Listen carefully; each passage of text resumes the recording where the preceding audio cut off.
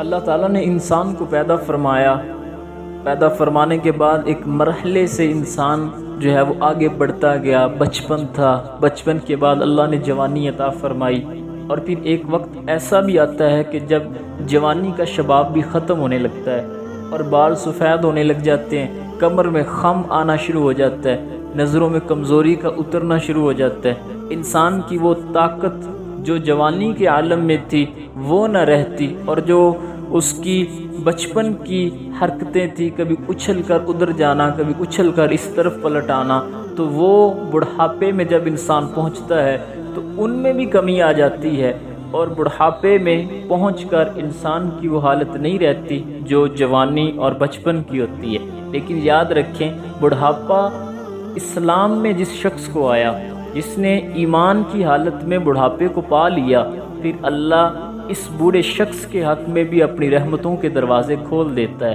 جسے اسلام میں بڑھاپا آیا، جس کے سفید بال حالت اسلام میں ہو گئے، ایمان کی حالت میں ہو گئے، پھر اللہ کریم اس شخص کی تعظیم بھی کرتا ہے اور تکریم بھی فرماتا ہے۔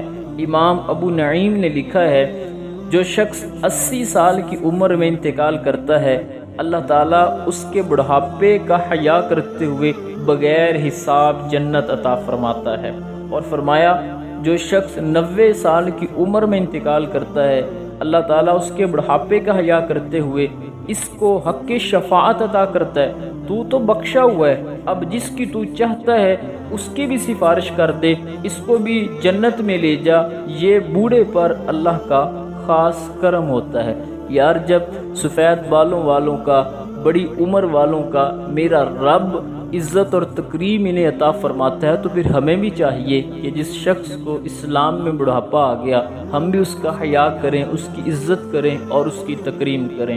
حضرت بایزید بسطامی علیہ رحمہ انتقال کے بعد کسی کو خواب میں ملے، 72 سال کی عمر میں انتقال ہوا تھا، تو کسی نے کہا کہ سناؤ کیا حال ہوا؟ کہا اللہ نے کرم کر دیا۔ کہا کیسے؟ کہا جب میں اس کے روبرو پیش ہوا تو اللہ نے مجھے فرمایا، اے بوڑھے، بتا میرے پاس کیا لے کے آیا ہے؟ تو میں نے عرض کی، مالک، بادشاہوں کی دہلیز پر اگر کوئی فقیر آئے تو بادشاہ یہ تو نہیں پوچھا کرتے کہ کیا لے کر آئے ہو، بادشاہ تو فقیروں سے یہی پوچھتے ہیں کہ کیا لینے آئے ہو۔ میں لے کے کچھ نہیں آیا، تیری رحمت لینے آیا ہوں۔ اللہ تعالیٰ نے بغیر حساب کے جنت عطا فرمائی اور میری مغفرت فرما دی۔ تو بوڑھے کی عزت اور تکریم یہ ایمان کی علامت ہے، اور جو بوڑھے کی تکریم نہیں کرتا وہ منافق ہوگا۔ منافق کی علامات میں سے یہ کہا گیا کہ منافق بوڑھے کی تعظیم نہیں کرتا جسے حالت اسلام میں بڑھاپا آیا ہو۔